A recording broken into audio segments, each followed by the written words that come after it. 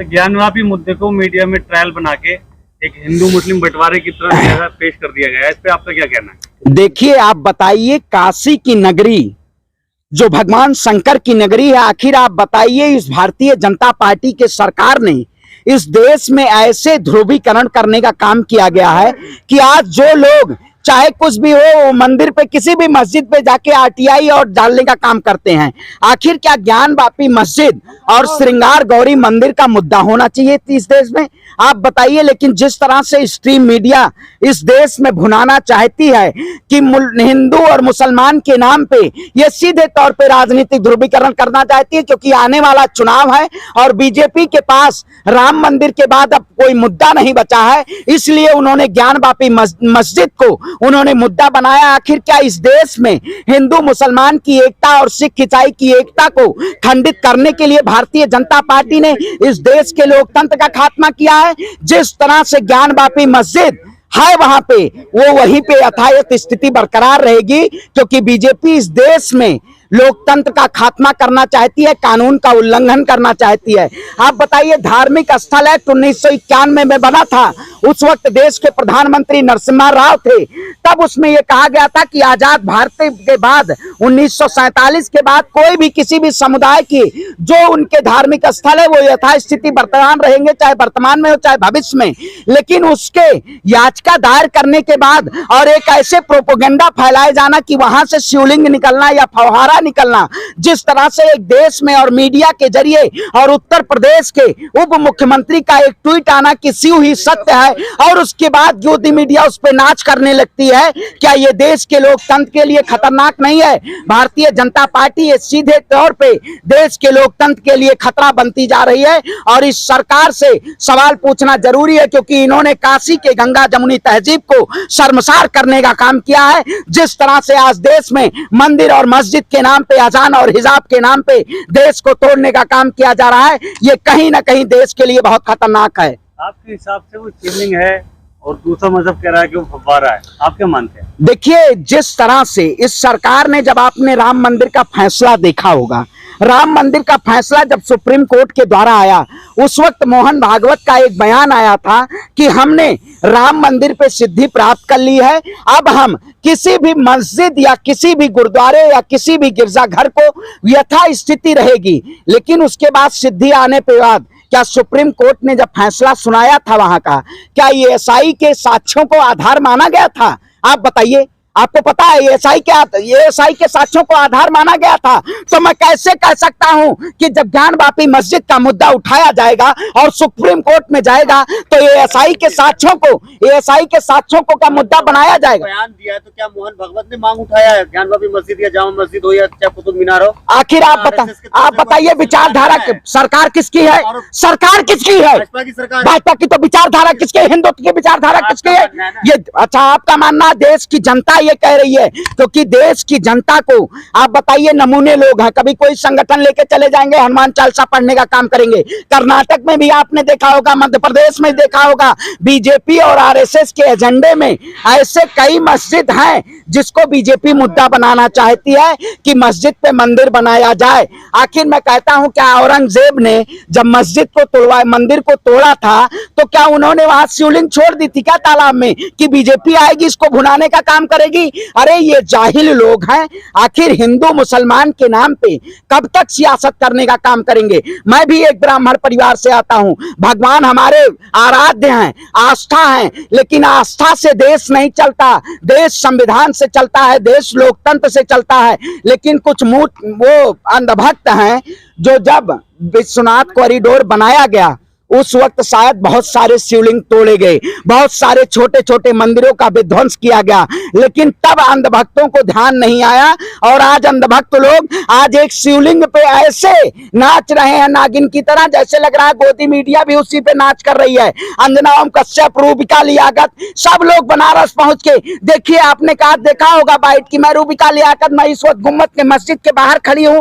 अरे ये लोग क्या करना चाहते हैं? इस देश में मंदिर और मस्जिद को लड़ाना चाहते हैं, लेकिन हम मुद्दों से, सरकार जो मुद्दों से भटकाना चाहती है, हम मुद्दों से भटकने वाले नहीं हैं, हम सरकार को मुद्दे पे लाने का काम करेंगे। आप एक पंडित समाज से आते हैं, तो क्या पंडित समाज के ही लोग कह रहे हैं कोई मस्जिद नहीं मंदिर है, तो आप क्या मंदिर नहीं मानते हैं? देखिए, मैं कहता हूं देश संविधान से चलेगा, देश कानून से चलेगा। कानून का उल्लंघन, अगर आजादी भारत में, अगर शायद मुगल आक्रांताओं ने देश में, अंग्रेजों ने भी शासन काल किया, 800 साल मुगलों ने शासन किया, 200 साल अंग्रेजों ने शासन किया, लेकिन बीजेपी के पास अंग्रेजों का मुद्दा क्यों नहीं रहा? बीजेपी से यह सवाल है कि जिस तरह से बीजेपी ने अंग्रेजों को मुद्दा न बनाते हुए मुसलमान को मुद्दा बनाया, आखिर अगर बीजेपी के लिए अगर इस देश में मुसलमान नहीं होता तो बीजेपी की सियासत चमकती नहीं। इस देश में रोजी और रोटी उनका जो नेता है, जो उस पे धार्मिक मुद्दों पे सेकने का काम कर रहे हैं, वो शायद आज बीजेपी सत्ता में नहीं होती। ये सीधे तौर पे केवल मुसलमानों को, मैं कहता हूं आज देखिए वो गुरुद्वारे कितने हैं, क्या कल कोई जाइए PIL कर दीजिए कि गुरुद्वारों के नीचे मंदिर था? आप गुरुद्वारा इतने लोगों को अनाज देता है, रोटी भूखे को भोजन देता है, वो मानव को धर्म मानते हैं। मैं कहता हूं हमारे 12 ज्योतिर्लिंग हैं, उस ज्योतिर्लिंगों में एक विश्वास ज्योतिर्लिंग आता है, लेकिन मैं कितने लोग, भारतीय जनता पार्टी के लोग केदारनाथ या सोमनाथ में कितने लोग लंगर चलवाने का काम करते हैं? आखिर मंदिर बनाना, लेकिन इस देश में कानून है, कानून के जरिए आप, ऐसा नहीं है आप कभी कहिए कि कुतुब मीनार पर मंदिर है, विष्णु स्तंभ है, कभी ताजमहल मंदिर है, कभी मैं तो कहता हूं कि भाई बीजेपी के केंद्रीय कार्यालय मंदिर के नीचे बना, मंदिर के ऊपर बना हुआ है, उसकी खुदाई होनी चाहिए। आप पत्रकारिता करने आए हैं, आप यहाँ जहां खड़े, यहाँ मंदिर है हमारा, यहाँ खुदाई होगी। आखिर क्या इस देश को मजाक बना रखा है? इन्होंने मजाक बनाने के लिए ये सीधे तौर पे इस देश की जनता को गुमराह किया गया है। लेकिन अब यहाँ ज्ञानवापी और श्रृंगार गौरी मंदिर मस्जिद का मुद्दा नहीं होगा। अब विकास का जो सरकार कहती थी सबका साथ सबका विकास, इस सरकार ने सबका विनाश करने का काम किया है, देश की जनता का विनाश करने का काम किया है। अरे मुद्दों से ही तो भटका रहे हैं ना, मस्जिद या मंदिर की बात करके मुद्दों से तो भटकाया जा रहा है। साथ में साथ दे रहा है इनका मीडिया, गोदी मीडिया जो है बहुत बड़ा इशू बना देता है, जैसे इंटरनेशनल। बिल्कुल, आप देखिए जिस तरह से 3 दिन जांच हुई, 3 दिन जांच किया गया लोअर कोर्ट के द्वारा, आदेश के द्वारा, शाम को ही मीडिया में स्ट्रीम मीडिया खड़ी होती है बाहर, और उसके बाद वहां के उसके हिंदू पक्ष के लोग आते हैं, बोलते हैं बाबा मिल गए, बाबा मिल गए। आखिर यही कुछ दिन पहले ये लोग कहते थे हर हर मोदी, इनको हर हर महादेव नहीं याद आता था। लेकिन आज जब ध्रुवीकरण की बात आ गई, तब शायद ये जो सत्ता के नाम पे, ये धर्म के नाम पे जो व्यापार चला रहे हैं, इनको हर हर महादेव याद आ गया। हमारे लिए भगवान राम कण कण में है, हमारे लिए भगवान शंकर कण कण में है। इन्होंने सभी भगवान को एक व्यापार की तरह बनाने का काम किया, चाहे कृष्ण की बात करिए, चाहे राम की बात करिए, चाहे परशुराम की बात करिए, चाहे विष्णु की बात करिए, चाहे ब्रह्मा की बात करिए, चाहे महेश की बात करिए।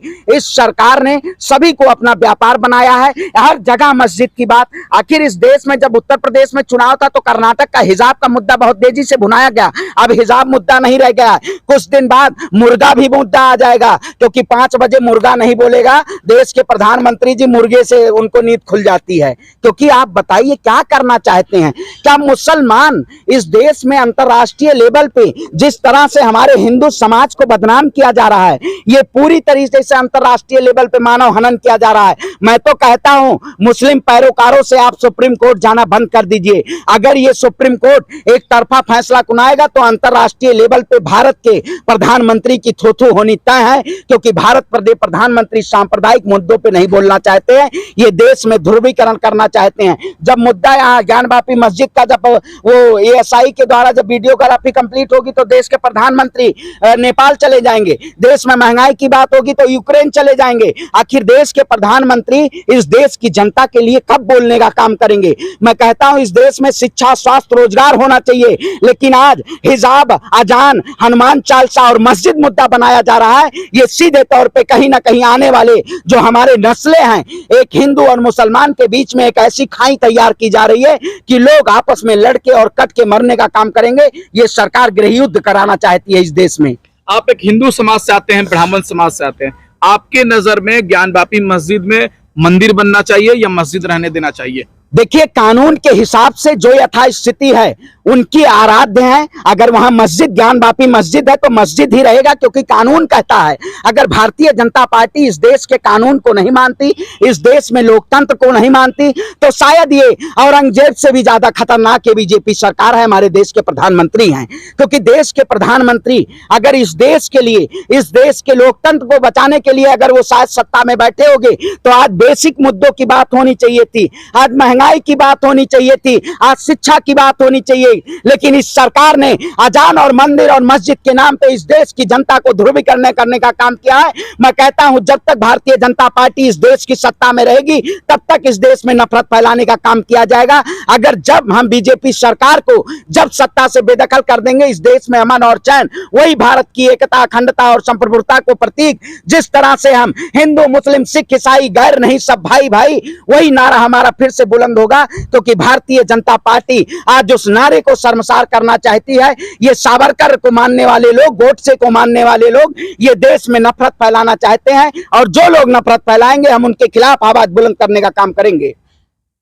गोदी मीडिया को क्या कहना चाहते हैं इस मुद्दे पे जिस तरीके का तांडव मचा रहा है? गोदी मीडिया तो क्या कहा जाए, उनका इतना स्तर गिर गया है कि अगर देश के प्रधानमंत्री जी कहेंगे कि कौवा कान ले गया, तो मीडिया कहने लगेगी हाँ सच में। उनको दिखाई नहीं देता है कि इस देश में बहुत सारे मुद्दे हैं, देश के जमीनी मुद्दे बहुत हैं, लेकिन सरकार को ये, मीडिया को नहीं दिखाई देता। अंजना ओम कश्यप, चित्रा त्रिपाठी, रूबिका लियाकत, ये सब सीधे गोदी मीडिया की प्रवृत्ति में और ये चाटुकारिता, सरकार की चाटुकारिता करने का काम कर रही है। ऐसे पत्रकारों को देश की जनता अब खोज रही है। आपने देखा होगा शाहीन बाग में जिस तरह से पत्रकारों को भगाया गया, ये लोग जमीन पे डिबेट नहीं कर पाएंगे, इनको जनता तैयार है इनको दौड़ाने के लिए, बेरंग दौड़ना पड़ेगा इनको। क्योंकि गोदी मीडिया का स्तर इतना गिर गया है, उतना तो झुमका भी नहीं गिरा था बरेली के बाजार में, इन्होंने इतना गिराने का काम किया है अपना स्तर। ये सीधे तौर पे बहुत बड़ा देश के लिए चौथा स्तंभ खतरनाक होता जा रहा है। क्योंकि इस देश में